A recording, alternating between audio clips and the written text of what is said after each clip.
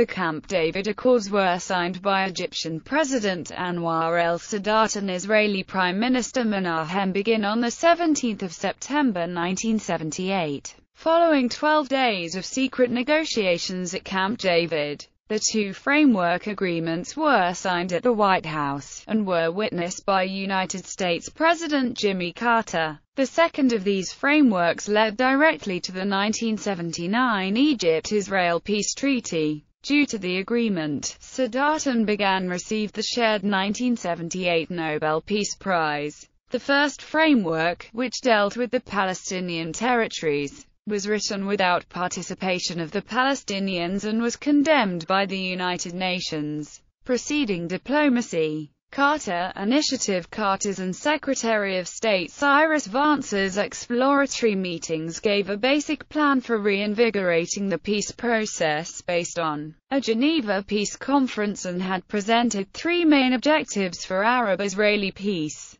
Arab recognition of Israel's right to exist in peace, Israel's withdrawal from occupied territories gained in the Six-Day War through negotiating efforts with neighboring Arab nations to ensure that Israel's security would not be threatened, and securing an undivided Jerusalem. The Camp David Accords were the result of 14 months of diplomatic efforts by Egypt, Israel, and the United States that began after Jimmy Carter became president.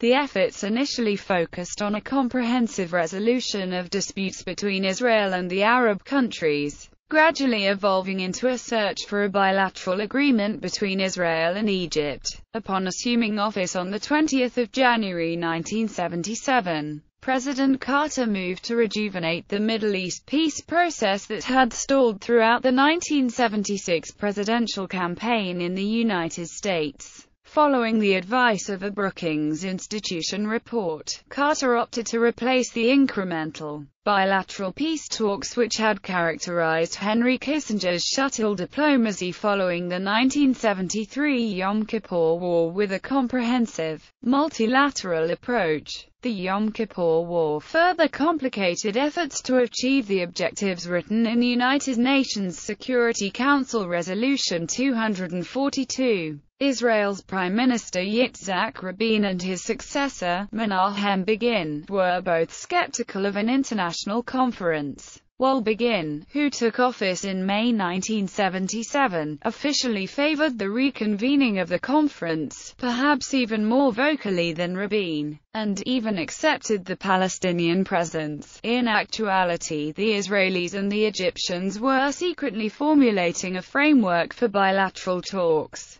Even earlier, Begin had not been opposed to returning the Sinai, but a major future obstacle was his firm refusal to consider relinquishing control over the West Bank. Participating parties. Carter visited the heads of state on whom he would have to rely to make any peace agreement feasible. By the end of his first year in office, he had already met with Anwar el-Sadat of Egypt, King Hussein of Jordan, Hafiz al-Assad of Syria, and Yitzhak Rabin of Israel. Despite the fact that he supported Sadat's peace initiative, King Hussein refused to take part in the peace talks. Begin offered Jordan little to gain, and Hussein also feared he would isolate Jordan from the Arab world and provoke Syria and the PLO if he engaged in the peace talks as well. Hafiz al-Assad, who had no particular interest in negotiating peace with Israel, also refused to come to the United States and only agreed to meet with Carter in Geneva. Begin Initiative. The key to an arrangement between Begin and Sadat took place on Sunday, 6 August 1978.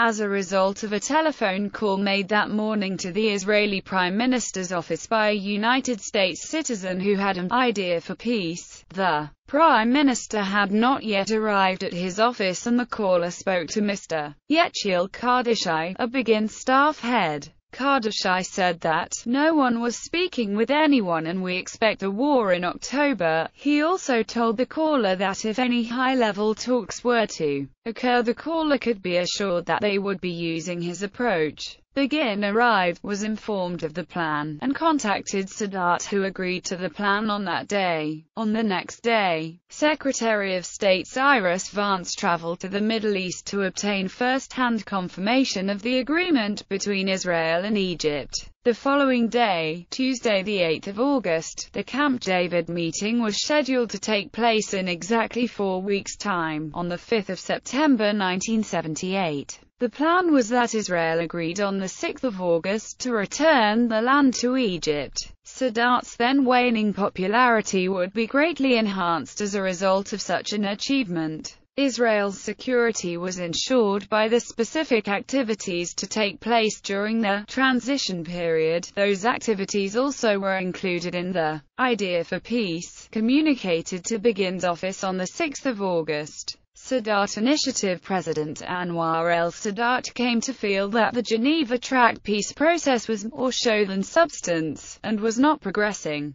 partly due to disagreements with his Arab and his communist allies. He also lacked confidence in the Western powers to pressure Israel after a meeting with the Western leaders. His frustration boiled over, and after clandestine preparatory meetings between Egyptian and Israeli officials, unknown even to the NATO countries, in November 1977, Sadat became the first Arab leader to visit Israel. On the 9th of November 1977, President Sadat startled the world by announcing to Parliament his intention to go to Jerusalem and speak before the Knesset. Shortly afterward, the Israeli government cordially invited him to address the Knesset in a message passed to Sadat via the U.S. ambassador to Egypt. 10 days after his speech, Sadat arrived for the groundbreaking 3-day visit, which launched the first peace process between Israel and an Arab state, as would be the case with later Israeli-Arab peace initiatives. Washington was taken by surprise. The White House and State Department were particularly concerned that Sadat was merely reaching out to reacquire Sinai as quickly as possible, putting aside the Palestinian problem. Considered as a man with strong political convictions who kept his eye on the main objective, Sadat had no ideological base, which made him politically inconsistent. The Sadat visit came about after he delivered a speech in Egypt stating that he would travel anywhere, even Jerusalem, to discuss peace. That speech led the Begin government to declare that, if Israel thought that Sadat would accept an invitation, Israel would invite him. In Sadat's Knesset speech he talked about his views on peace, the status of Israel's occupied territories, and the Palestinian refugee problem. This tactic went against the intentions of both the West and the East, which were to revive the Geneva Conference. The gesture stemmed from an eagerness to enlist the help of the NATO countries in improving the ailing Egyptian economy, a belief that Egypt should begin to focus more on its own interests than on the interests of the Arab world, and a hope that an agreement with Israel would catalyze similar agreements between Israel and her other Arab neighbors and help solve the Palestinian problem.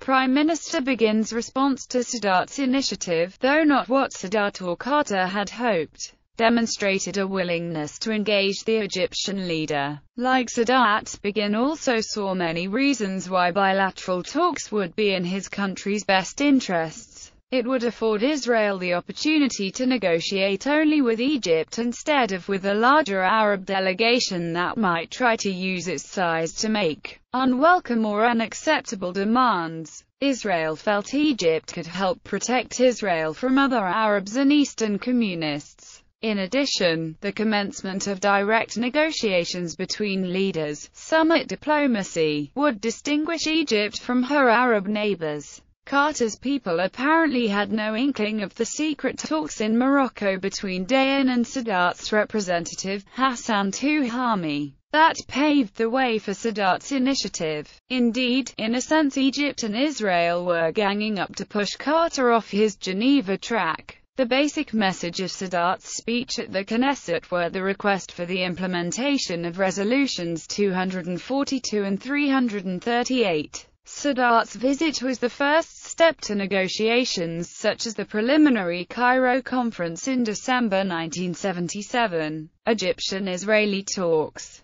A mechanism had yet to be created for Israel and Egypt to pursue the talks begun by Sadat and begin in Jerusalem. The Egyptian president suggested to begin that Israel place a secret representative in the American embassy in Cairo, with American cover, the true identity of the Israeli, who would liaise between the Egyptian and Israeli leaders, would be known only to the American ambassador in Cairo. Sadat's liaison initiative spoke volumes about his reasons for wanting to make peace with Israel. He wanted an alliance with the American superpower and he wanted to kill Carter's Geneva Initiative. His trip to Jerusalem signaled a major reorientation of Cairo's place in the global scheme of things, from the Soviet to the American camp. Carter's acceptance of the proposed liaison scheme would have signaled American backing for Sadat's unprecedented peace initiative, but Carter said no. However, Carter could not thwart the Israeli-Egyptian peace push. Within days, Israeli journalists were allowed into Cairo, breaking a symbolic barrier, and from there the peace process quickly gained momentum. An Israeli-Egyptian working summit was scheduled for the 25th of December in Ismailia, near the Suez Canal, accompanied by their capable negotiating teams and with their respective interests in mind. Both leaders converged on Camp David for 13 days of tense and dramatic negotiations from 5 to the 17th of September 1978. By all accounts, Carter's relentless drive to achieve peace and his reluctance to allow the two men to leave without reaching an agreement are what played the decisive role in the success of the talks. Carter's advisers insisted on the establishment of an Egyptian-Israeli agreement which would lead to an eventual solution to the Palestine issue. They believed in a short, loose, and overt linkage between the two countries, amplified by the establishment of a coherent basis for a settlement. However, Carter felt they were not aiming high enough, and was interested in the establishment of a written land for peace agreement with Israel returning the Sinai Peninsula and West Bank. Numerous times both the Egyptian and Israeli leaders wanted to scrap negotiations, only to be lured back into the process by personal appeals from Carter, considered as an excellent mediator who arbitrated concessions with confidence. He played a tireless commitment to find formulas, definitions, and solutions to the many intricate variables, regardless of perceived or real political limitations, and was capable of soothing fears and anxieties, always with the goal of keeping the negotiations going. He gradually understood the importance historical events had upon determining personal ideology, but he would not allow it to constrain his political options, and he did not want him to limit the options of those with whom he was negotiating. Begin and Sadat had such mutual antipathy toward one another that they only seldom had direct contact, thus Carter had to conduct his own microcosmic form of shuttle diplomacy by holding one-on-one meetings with either Sadat or Begin in one cabin, then returning to the cabin of the third party to relay the substance of his discussions. Begin and Sadat were literally not on speaking terms, and claustrophobia was setting in. A particularly difficult situation arose on the 10th, stalemated day of the talks. The issues of Israeli settlement, withdrawal from the Sinai and the status of the West Bank created what seemed to be an impasse. In response, Carter had the choice of trying to salvage the agreement by conceding the issue of the West Bank to Begin, while advocating Sadat's less controversial position on the removal of all settlements from the Sinai Peninsula, or he could have refused to continue the talks, reported the reasons for their failure, and allowed Begin to bear the brunt of the blame. Carter chose to continuing for 3 more days negotiated. During this time, Carter even took the two leaders to the nearby Gettysburg National Military Park in the hopes of using the American Civil War as a simile to their own struggle. Consequently, the 13 days marking the Camp David Accords were considered a success. partly due to Carter's determination in obtaining an Israeli-Egyptian agreement, a full two-week pledge to a singular international problem. Additionally, Carter was beneficiary to a fully pledged American foreign team. Likewise, the Israeli delegation had a stable of excellent talent in ministers Dayon and Weizmann, legal experts Strive, Meir Rosenau and Aharon Barak. Furthermore, the absence of the media contributed to the accord's successes. There were no possibilities provided to either leader to reassure his political body or be driven to conclusions by members of his opposition. An eventual scrap of negotiations by either leader would have proven disastrous, resulting in taking the blame for the summit's failure as well as a disassociation from the White House. Ultimately, neither Begin nor Sadat was willing to risk those eventualities. Both of them had invested enormous amounts of political capital and time to reach an agreement.